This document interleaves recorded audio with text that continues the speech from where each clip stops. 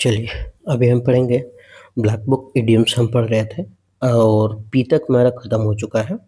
तो अभी हम पढ़ने जा रहे हैं आर का। ये आर का मेरा पार्ट 1 होने वाला है, ठीक है? हम क्या करते हैं थोड़ा-सा बता देते हैं कि हम इसमें एक ट्रिक से याद करते हैं और जब हमारा याद किया हुआ हो जाता है 10 इडियम्स तो हम एक बार मॉक टेस्ट लगा कर के देख लेते हैं, ताकि आत्मसंतुष्टि मिल जाए कि सही है या गलत है। क्योंकि पढ़ते हैं तो संतुष्टि भी तो मिलना चाहिए। क्योंकि अंदर में कलेजी, पोटा, भोल्टी, है ना? गुर्दा, किडनी सबको संतुष्टि मिलना चाहिए, फेफड़ा, तो सबको भी संतुष्टि मिलना चाहिए, ठीक है? तो बढ़े पहला क्वेश्चन की ओर। रैग्स टू रिचेज़ मतलब होता है रंक से राजा। रैग मतलब वही रैग पिकर्स बोल लेते हैं ना, भिखारी से बन गया वो अमीर। भिखारी से क्या बन गया? पहले भिखारी था, अब वो अमीर बन गया। पहले क्या था? भिखारी, अब वो क्या बन गया? अमीर बन गया। रंक से राजा होना यानी भिखारी से राजा हो जाना।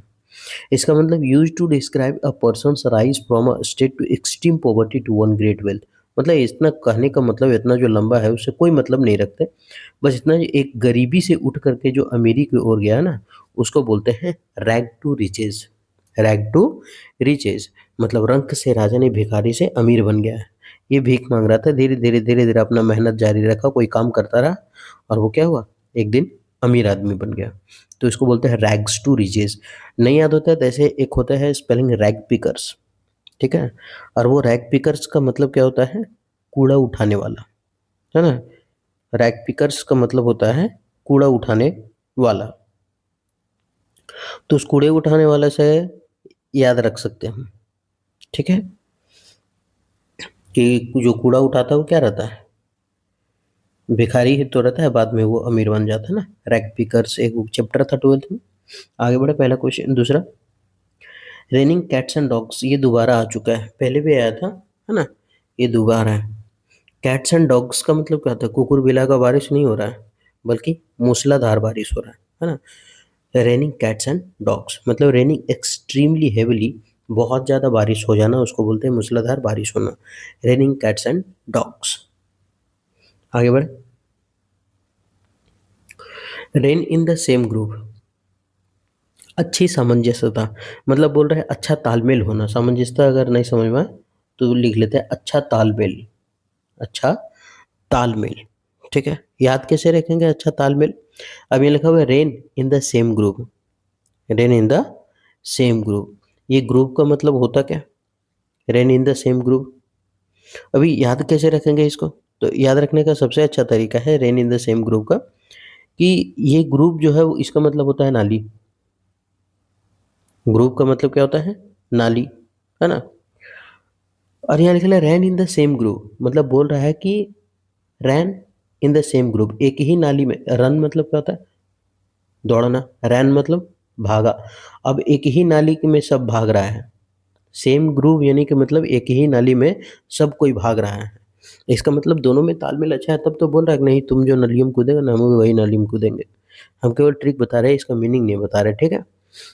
तो तुम जो नाली में कूदेगा भाई हम वही नाली में कूदेंगे, तुम जो गड्ढे में गिरेगा हम भी वही गड्ढे में गिरेंगे। तो दोनों में तालमेल क्या है? अच्छा है। इसका मतलब मूव इन हार्मनी। हार्मनी का मतलब होता है सलाह। हार्मनी का मतलब सुलह करना, सलाह करना। आगे बढ़े। रैन इनटू का मतलब होता है अचानक मिलना। रैन इनटू का मतलब क्या होता है? Met accidentally. Met accidentally. ये आया था कुछ यहाँ करवाने के लिए, मान लेते कुछ हो गई है ना? अब यहाँ आया बोलता है अरे तुम यहाँ काम करती हो? तो बोला हाँ मैं यहाँ काम करती हूँ। तो ये भी बोली अरे तुम? बोला नहीं हम काम से आए थे तुम्हारा ये बैंक में, है ना? तो उसको बोलते हैं रैन इनटू। रैन इनटू का मतलब क्या था? अचानक मिला। याद कैसे रखेंगे? तो रैन का मतलब तो होता है भागना, है ना? तो एकदम अचानक उसकी ओर भाग, देख करके भागा। बोले तुम यहाँ क्या कर रहे हो, है ना? तो अचानक मिलना, रैन इनटू। Ran into. अब याद कैसे रखेंगे? रैन मतलब भागा और इनटू मतलब टू, ई वाला टू याद रखते हैं। भागा वो दोनों एक दूसरे की ओर भागा। क्यों? क्योंकि वो लोग अचानक मिले थे और अचानक मिलने के बाद क्या हुआ? दोनों एक दूसरे की ओर भागे। Ran into, met accidentally. आगे बढ़े। रैन रैट का मतलब होता है अनियंत्रित व्यवहार। रेन राइट का मतलब क्या होता है? अनियंत्रित व्यवहार, मतलब नहीं होता है। अनियंत्रित व्यवहार का मतलब जहाँ कोई नियंत्रण ना हो, सब अपने मन का मर्जी हो, है ना? उसको बोलते हैं। नहीं बोलते कि देखो वहाँ राइट हो गया मतलब कुछ ये राइट है, दंगा। बोलता है ना कि वहाँ दंगा हो गया। अब जहाँ रैन राइट मतलब होता है जहाँ दंगा होता है, वहाँ नियंत्रित होता है कुछ? नहीं, सब कुछ अनियंत्रित होने लगता है। कुछ लोग इधर भागते हैं, कुछ लोग इधर भागते हैं, कुछ लोग इधर भागते हैं, है ना? तो सब अनियंत्रित व्यवहार चलता है। तब ना बोलता है ना सेलिब्रिटी कि अरे देखो ना वहाँ राइट हो गया मतलब कौन चीज़ दंगा हो गया, गोली बंदूक चल गया है। एक्टेड विदाउट रिस्ट्रेंट मतलब बिना रुके इधर-उधर खाली भागते रहो, है ना? तो एक्ट काम करना विदाउट रिस्ट्रेंट, बिना रुके-दुके। आगे बढ़े। रेयर बर्ड का मतलब होता है दुर्लभ, जो अब ना मिले। रेयर का मतलब तो जानते हैं ना, बोलता है अरे यार बहुत रेयर ही मिलता है ये सब चीज़ें, ठीक है? किताब-उताब नहीं मिलता है ये वाला, बहुत रेयर है। अब रेयर बर्ड है मतलब एक ऐसा पक्षी जो रेयर है, अब मिलेगा ही नहीं। तो नहीं मिलेगा मतलब क्या? एक छोटा-सा गौरैया होता था, कुआँ-वूँ में ज़्यादा मिलता था, चाय, चाय, चाय, चाय करता था, है ना? अब वो धीरे-धीरे कम हो रहा है। तो क्यों? क्योंकि वो थोड़ा-सा जमाई आ गया था। तो रेयर बर्ड मतलब दुर्लभ, एन एक्सेप्शनल पर्सन और थिंग आर रेयरिटी। मतलब बोल रहा है एक्सेप्शनल पर्सन और थिंग मतलब एक एक्सेप्शनल अपवाद चीज़ें जो बहुत ही कम मिलता हो। तो ये जो पक्षी ना रंग बिरंगा वाला, वो बहुत ही कम मिलता है, रेयर बर्ड। आगे बढ़े। रैट रेस, गला काट प्रतियोगिता इसको बोल सकते हैं, है ना? कड़ी प्रतियोगिता, गला काट प्रतियोगिता। गला काट, अब ऐसा नहीं कि गर्दन काटा काटी चल रहा है ब्लेड से। गला काट प्रतियोगिता, प्रतियोगिता इसका मतलब होता है रैट रेस। क्या होता है? रैट रेस, गला काट प्रतियोगिता। अब इसको याद कैसे रखेंगे रैट रेस को? गला काट प्रतियोगिता हमको याद रखना है। मतलब फायर्स कंपटीशन, आग लगाने वाली कंपटीशन फॉर पावर, एकदम शक्ति के लिए, है ना? रैट का मतलब तो हम जानते हैं कि चूहा है। रैट का मतलब क्या होता है यहाँ? चूहा। और रेस का मतलब क्या होता है? दौड़। रेस मतलब वही बाजी, दौड़। तो ये है रैट मतलब चूहा और ये हुआ दौड़। अब चूहा का दौड़ है, ठीक है? जो चूहा है उसका दौड़ होने वाला है। अब दौड़ होगा तो क्या है? गला काट प्रतियोगिता होगा। एक चूहा सोचेगा हम उससे भागे आगे, एक स्टुअर्ट लिटिल सोचेगा हम उससे आगे भागे। तो रैट रेस मतलब कड़ी प्रतियोगिता, गला काट प्रतियोगिता। जब चूहे की दौड़ हो रहा था मेरे गाँव में तो एकदम गला काट हो गया था। लोग बहुत कड़ा प्रतिस्पर्धा, एकदम कोई हारने के लिए आतुर नहीं था। तो फायर्स कंपटीशन फॉर पावर। आगे बढ़ते। रिप द व्हिर्लविंड का मतलब होता है किए का परिणाम भुगतान। आप जो किए हैं ना उसका भुगतान करना पड़ेगा। नहीं बोलता है कि आप जो कांड किए हैं उसका भगवान तो इम्तिहान लेगा, बस तुम उस समय तुम हैरान मत हो जाना, ठीक है? कि हो क्या रहा है मेरे साथ। तो व्हिर्लविंड का मतलब होता है बवंडर। व्हिर्लविंड का मतलब होता है बवंडर। अब इस बोला है रिप द व्हिर्लविंड, रिप द व्हिर्लविंड। व्हिर्लविंड मतलब क्या होता है? बवंडर। और रिप का मतलब क्या होता है? रिप का मतलब होता है काटना, जो फसल हम लोग काटते हैं ना वो, ठीक है? तो रिप द व्हिर्लविंड। अब कोई दूसरा कोई अगर गया था काटने के लिए या फिर बोने के लिए गया था, तो तुम क्या किया था कि नहीं सो ओरी बोरी काम करके उसका काम भाड़ दिया था, है ना? कभी उसका बैल भगा दिया था तो कभी उसका हल छीन लिया था जोतने के टाइम, तो कभी का कर दिया था। अभी जब तुम बोया था तो बहुत बढ़िया से, लेकिन जब काटने के लिए गया तब क्या आ गया? बवंडर आ गया अपने। अब बवंडर आ गया तो सब उड़ पड़ के धान उन सब फेंका गया, है ना? हंसुआ काटने वाला कहीं, आदमी कहीं, धान कहीं। मतलब तुम जो किया था उसका भुगतान करो भाई। तो रिप द व्हिर्लविंड का मतलब होता है किए का परिणाम भुगतान करना, है ना? व्हिर्लविंड मतलब होता है विंड आ गया ना, तो विंड मतलब हवा तो समझ में आ जाएगा। व्हिर्लविंड मतलब घूमता हुआ। व्हील मतलब होता है ना घूमना, तो व्हिर्ल समझ लेते हैं ना घूमता, घूमता हुआ हवा को बवंडर ही तो बोलते हैं। ऐसे ऐसे घूमता है ना, हाई प्रेशर से लो प्रेशर में जाता है, एक होता है लो प्रेशर से हाई प्रेशर में। तो सफ़र नेगेटिव कंसिक्वेंस मतलब कुछ गलत परिणाम मिला है, इसका मतलब परिणाम होता है, ठीक है? Consequences as a result for one's action मतलब अपन ने जो किया है बस उसी का भुगतान भुगत रहा। तो हर हैरान क्या होना इसमें? तुम जो किया है भरो। आगे। रेड हेरिंग्स का मतलब होता है छलावा। रेड हेरिंग मतलब छलावा, धोखा देना, है ना? उसको बोलते हैं red Hering's.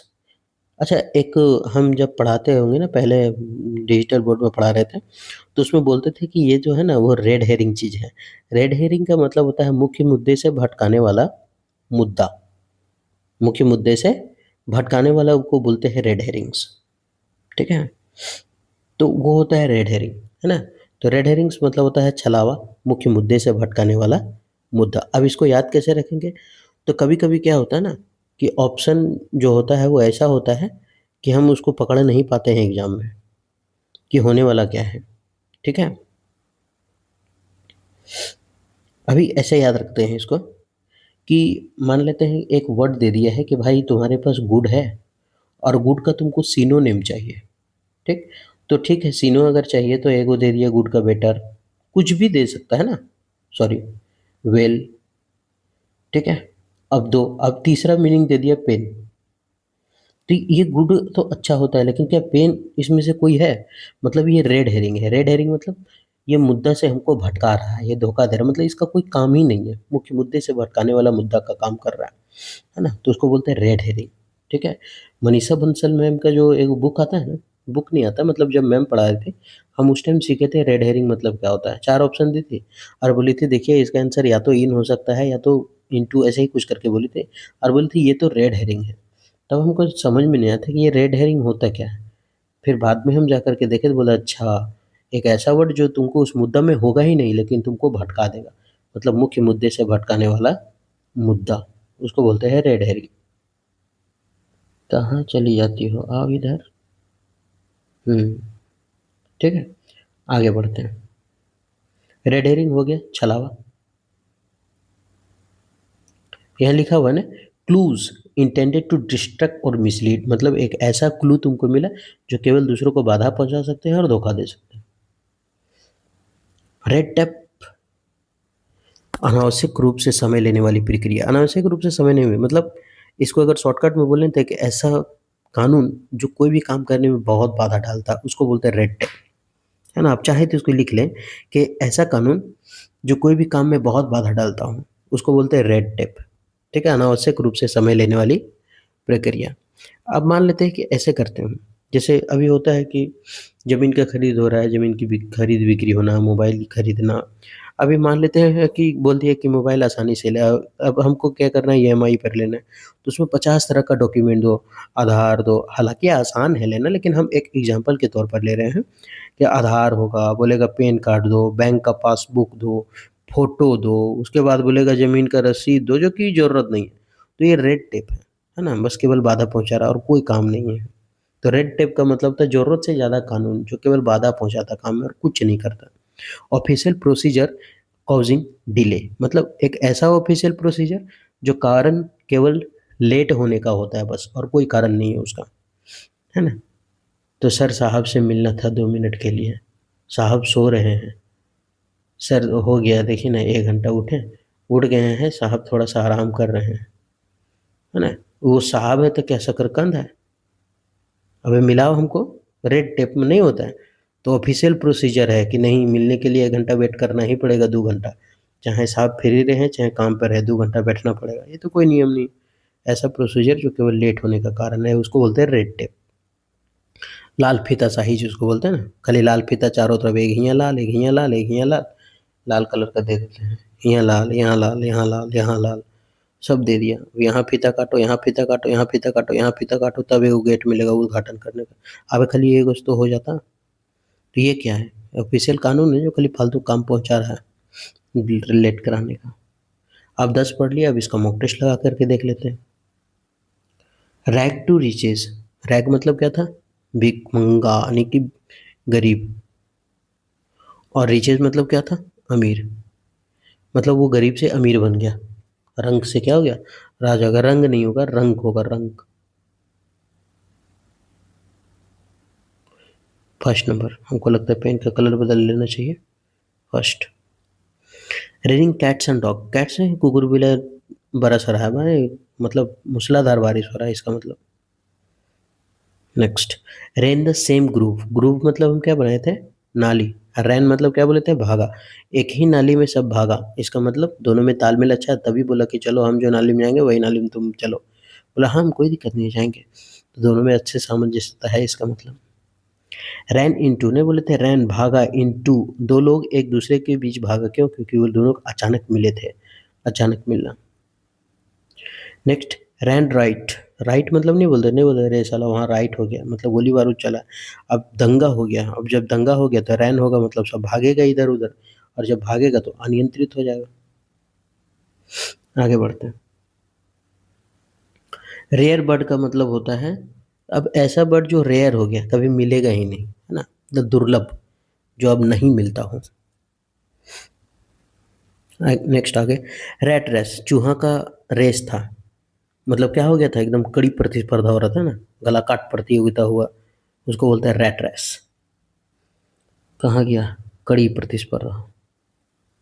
Next, rib the विरलविंड, विरलविंड मतलब क्या था, बवंडर, और रिप मतलब क्या था, काटना फसल को। अब फसल काटने गए तो बवंडर चलने गया, मतलब तुम भी किसी का बवंडर चलाया होगा, मतलब क्या था भाई, किए का परिणाम भुगतना। फेस द म्यूजिक करके है ना, अपने किए का भुगतान करना, मुश्किलों का सामना करना। रेड हेरिंग, रेड हेरिंग का मतलब होता है मुख्य मुद्दे से भटकाने वाला मुद्दा। मान लेते हैं अभी हम पढ़ा रहे हैं, इंग्लिश का मॉक टेस्ट लगा रहे हैं, रेयर बर्ड मतलब धोखा देना, रेड रेस गला काट प्रतियोगिता, रेप द विरल मतलब होता है किए का भुगतान करना। अब अचानक इसमें से हम बोल दे खुदीराम बोस का जन्म कब हुआ था, मृत्यु कब हुआ था, अगर ये बोल दिए तो ये क्या है, मुख्य मुद्दे से भटकाने वाला मुद्दा ही क्वेश्चन है ना, तो ऐसा हो गया था। रेड हेरिंग मतलब होता है वही छलावा या फिर मुख्य मुद्दे से भटकाने वाला मुद्दा। नेक्स्ट, रेड टेप, लाल फीताशाही, मतलब खाली फीतवा काट ले चलो, काट ले चलो, काट ले चलो, काट ले चलो, बाद में ही उद्घाटन। अबे एक एक तो काट के उद्घाटन भी कर सकते थे, मतलब ये सब क्या था, खाली ऑफिशियल काम में लेट करने का तरीका, है ना, अनावश्यक रूप से समय लेने की प्रक्रिया, अनावश्यक रूप से, जिसका कोई आवश्यकता नहीं है। ठीक है, आगे बढ़ते हैं। रेस्ट ऑन लॉरेल्स, लॉरेल्स का मतलब होता है पुरस्कार, लॉरेल्स का मतलब क्या होता है, पुरस्कार। ठीक, रेस्ट का मतलब होता है आराम करना, जो तुमको पुरस्कार मिला है ना उसी में आराम करना, आगे के लिए प्रयास ही नहीं कर रहा, मतलब पुरानी ख्याति, पुराना जो इज्जत मिला है उसी पर संतोष करके रहना, आगे के लिए कोई प्रयास नहीं करना। ठीक है, तो रेस्ट ऑन वंस लॉरेल्स का मतलब होता है पुरानी ख्याति पर संतोष किए रहना, आगे के लिए कोई प्रयास नहीं करना। तो रेस्ट मतलब आराम करना, लॉरेल्स मतलब पुरस्कार, जो पुरस्कार मिला उसी में आराम करो, आगे के लिए नहीं प्रयास करना भाई, ऐसा। To be satisfied with your achievements, sir मतलब सेटिस्फाइड हो गया है अपने अचीवमेंट से, and not make an effort, और कोई एफर्ट नहीं कर रहा है टू डू एनीथिंग एल्स, कुछ करने का, to retire from active life, मतलब अपने एक्टिव लाइफ से कुछ करने के लिए कोई नहीं, मतलब आराम करो, जो मिला वो काफ़ी है उसको। Next, rides the high horse, ride का मतलब क्या होता है, घुड़सवारी, मतलब घोड़ा चलाना को राइड बोलते हैं ना, और हॉर्स का मतलब एक होता है ड्राइव, एक होता है राइड। ड्राइव हम तब प्रयोग करते हैं ना जब उसमें दो चक्का से ज़्यादा आ जाए, है ना, दो चक्का से जब ज़्यादा आता है तब उसमें ड्राइव का प्रयोग करते हैं, लेकिन जब दो चक्का का बात आए तो उसमें हम राइड का प्रयोग करते हैं। लेकिन आप लोग बोलिए हैं घोड़ा तो चार गो चक्का है, घोड़ा चार गो चक्का नहीं है, चार गो घोड़ है, चार गो पैर है। तो घोड़े उड़े का जो सवारी आता है ना, मतलब कोई सजीव का जब आता है तो उसमें राइड का प्रयोग करते हैं, और दो चक्का और सजीव में राइड का प्रयोग करेंगे, ड्राइव का प्रयोग करेंगे तीन चक्का और उससे ज़्यादा में। ठीक है, तो राइड्स द हाई हॉर्स, खुद को से मतलब राइड्स चलाना, द हाई हॉर्स, वो बोलता है ना, अरे तुम कहाँ जाने का साला, हम सबसे बड़ा हाई हॉर्स मतलब सबसे ऊंचे घोड़े को हम चलाएं, मतलब खुद को श्रेष्ठ बता रहा है कि तुम लोग कौन आदमी है रे, सबसे ऊंचा घोड़ा हम चलाएं, सबसे बढ़िया घोड़ा हम चलाएं, मतलब खुद को क्या बता रहा है, सुपीरियर बता रहा है ना, श्रेष्ठ बता रहा है अपने आप को। Next,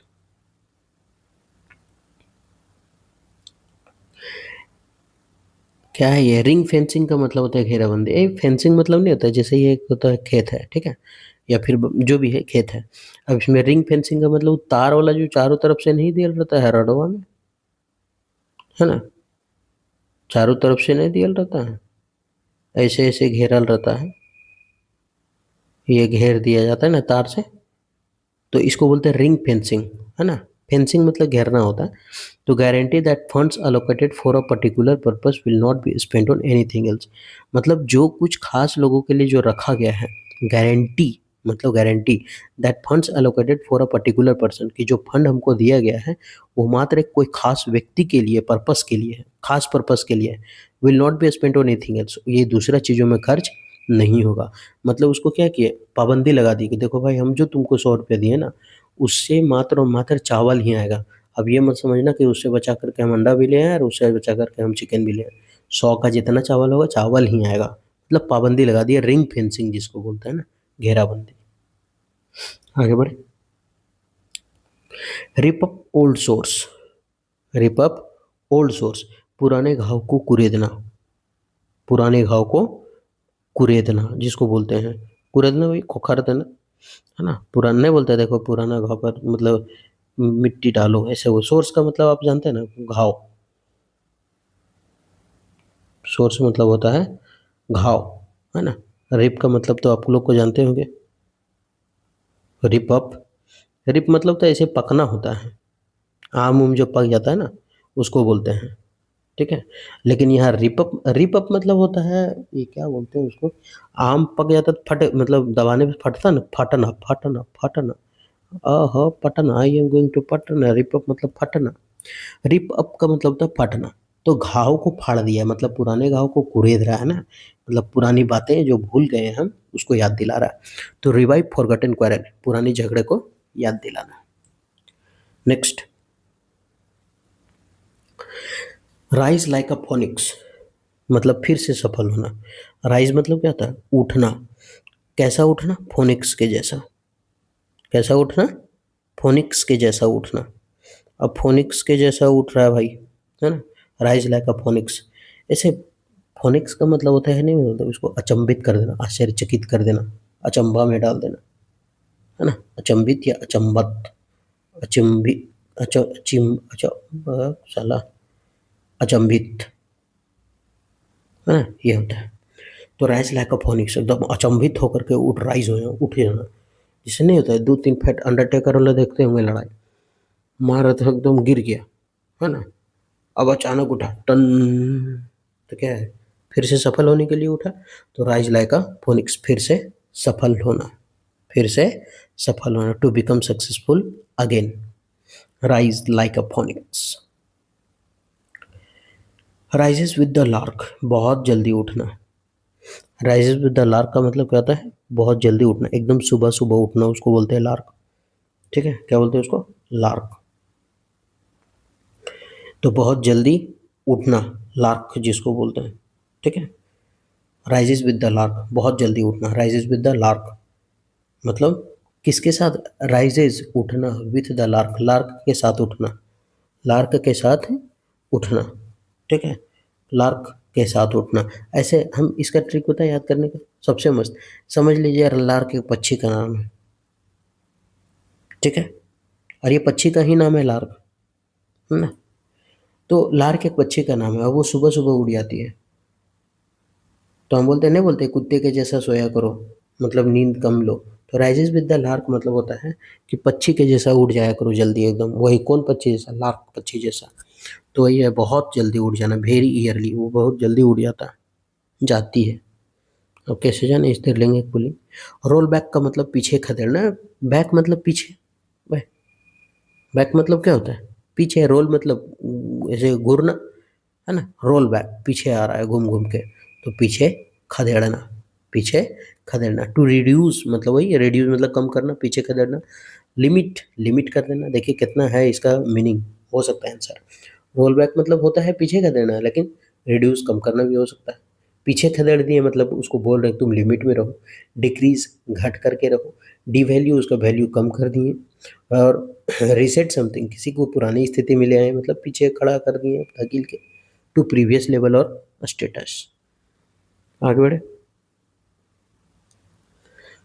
root and branch, root का मतलब क्या होता है, जड़। रूट मतलब क्या होता है, जड़। ब्रांच मतलब क्या होता है, तना, शाखा, ये होता है ना।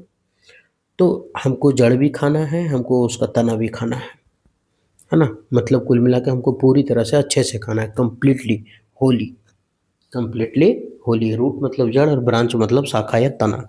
तो हमको जड़, शाखा, तना सब खाना है, मतलब पूरा तरह से खाना, कंप्लीटली। नेक्स्ट,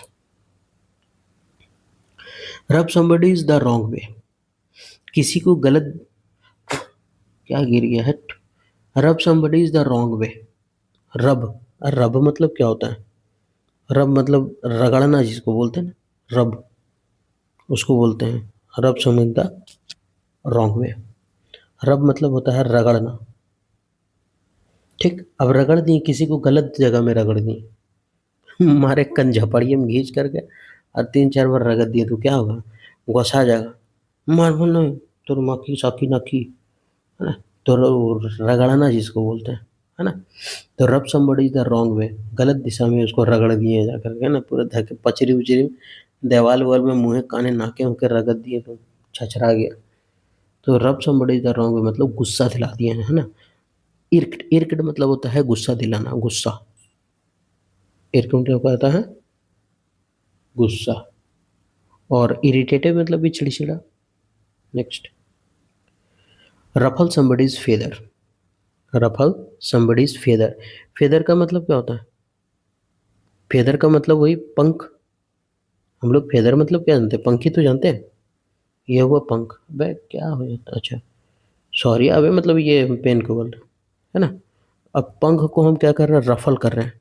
रफल मतलब क्या होता है? वो नहीं होता है हाथ उथ फेर करके एकदम उड़ा पड़ा देना, उसको बोलते हैं रफल, है ना? चिढ़ाना, हाथ से उड़ाना। जैसे किसी का बाल उल नहीं होता है, वो झरा देते हैं, पूरा मुड़ी में हाथ डालते हैं, पूरे ऐसे ऐसे पूरा हिला देते हैं, है ना? उसको बोलते हैं रफल कर देना। तो रफल समबडीज फेदर, किसी के पंख को हम रफल कर दे रहे हैं, है ना? ऐसे ऐसे हिला दे रहे हैं तो क्या है, जो संवर कहता है खत्म, मतलब किसी को तंग कर रहे हैं। बच्चा उच्चा को नहीं मुड़ी उड़ी रगड़ देते हैं, रफल कर देते हैं, तो क्या होता है? तंग हो जाता है वो, है ना? उसी तरह हम किसी का पंख रगड़ दिए तो तंग हो जाएगा। तो एनॉय समबडी, किसी को नाराज कर दे रहे हैं। Next, rest on laurels. Laurels का अच्छा, अब तो देखना होगा ना, याद है वह कि नहीं याद हुआ है।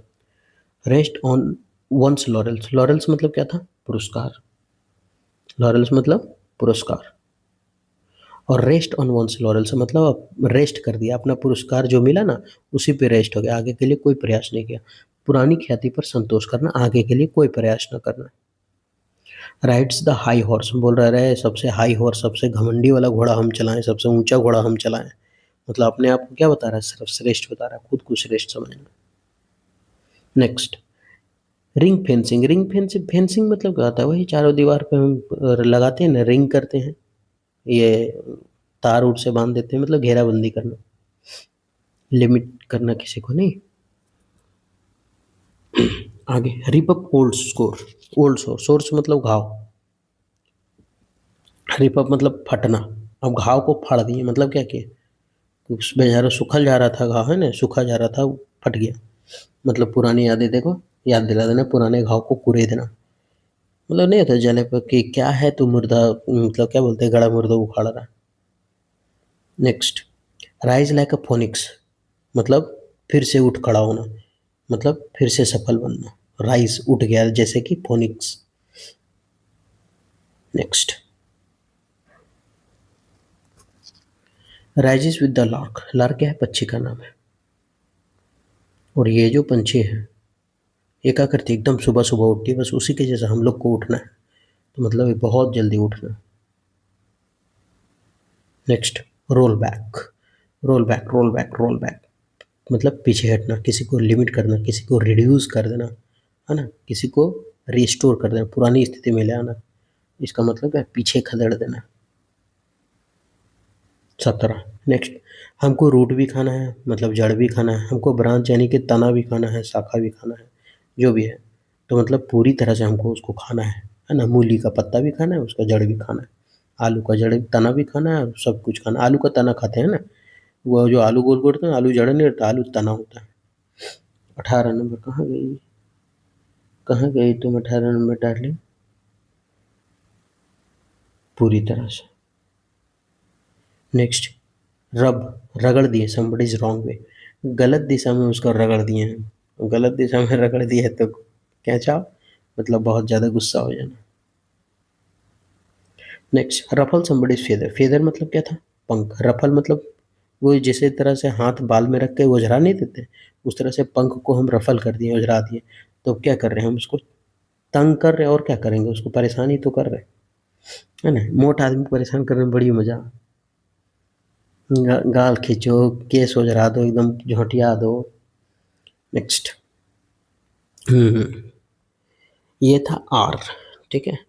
अब इतना देखने के बाद आपको लगा होगा कि याद हुआ है या नहीं याद हुआ है, क्योंकि हम क्या किए हैं कि ट्रिक से याद किए भी हैं और उसका मॉक टेस्ट लगा करके भी देखे हैं। अभी क्या है कि आप जैसे 30 मिनट का वीडियो है ना, तो आप आराम से अगर इस वीडियो को भी देखे होंगे, एग्ज़ाम के टाइम अगर आप डबल फास्ट भी करके जाएँगे, तो आपका दिमाग में रहेगा। उस टाइम कॉन्फिडेंस आपके पास रहेगा कि हाँ, चलो भाई हम जो भी पढ़े हैं ना थोड़ा रिवीजन करके आए हैं, मतलब इडियम्स हम कंप्लीट करके आए हैं। ठीक है?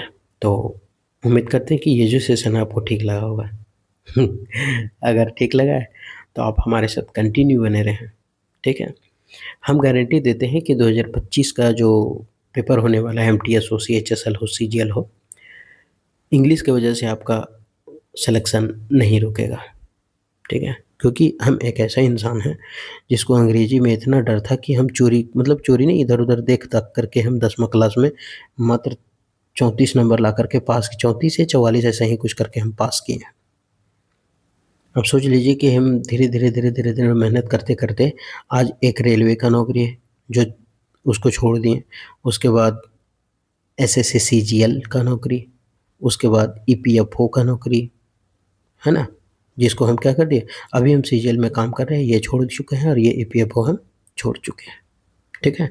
तो जब हम, जिसको कुछ नहीं आता था वो 3-3 नौकरी निकाल लिए, तो हम उम्मीद करते हैं कि अगर आप बेरोज़गार हैं तो एक नौकरी की ओर आपको लेके चलेंगे। अगर आप रो कुछ नौकरी में हैं, तो आपको अगर बड़ी पोस्ट की चाह है, तो आप हमारे साथ बने रहें, ठीक है? हम सफल होकर के हम कभी भी ये नहीं बोल रहे हैं कि हम रैंक 1 लाए हैं या रैंक 2 लाए हैं, और शायद हम इस काबिल भी नहीं हैं। लेकिन इतना काबिल हैं कि आप लोग को उस जगह पे हम मेहनत करके पहुँचाने का पूरा प्रयास करेंगे जहाँ आप चाह रहे जाने का, ठीक है? उम्मीद करते हैं कि सेशन ठीक लगा होगा। अगर ठीक लगा है, तो आप हमारे साथ कंटिन्यू बने रहें। फिर मिलेंगे नेक्स्ट वीडियो में, तब तक आप अपना ख़्याल रखें।